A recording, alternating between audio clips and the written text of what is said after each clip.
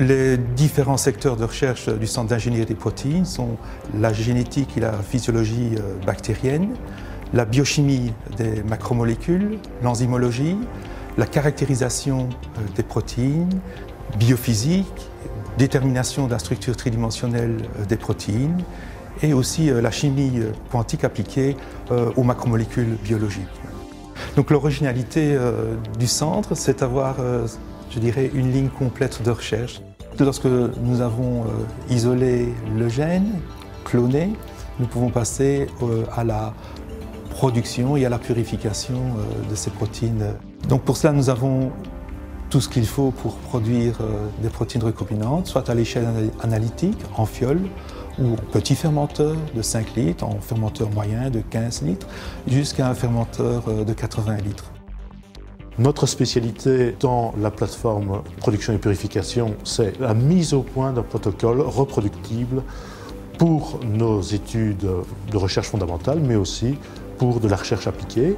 Et notamment, ce qui nous intéresse, c'est de pouvoir purifier notamment des protéines douées de propriétés immunogéniques, comme les allergènes acariens, ou encore des protéines qui sont appliquées dans le mécanisme des bactéries à la résistance aux antibiotiques. Nous avons aussi l'expertise et tous les instruments pour caractériser cette protéine.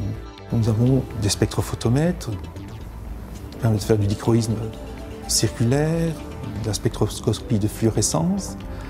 Nous pouvons aussi déterminer les paramètres cinétiques lorsque c'est une enzyme que nous étudions, soit cinétique classique, même de la cinétique rapide. Nous pouvons aussi mesurer la stabilité de ces protéines. Nous pouvons aussi dénaturer et caractériser la dénaturation de la protéine et sa renaturation. C'est le problème de repliement des protéines. Ensuite, si nous voulons aller encore plus loin dans la caractérisation, il est intéressant d'obtenir la structure tridimensionnelle de cette protéine. Nous avons une petite unité de cristallogénèse et de diffraction des rayons X à partir de ces cristaux.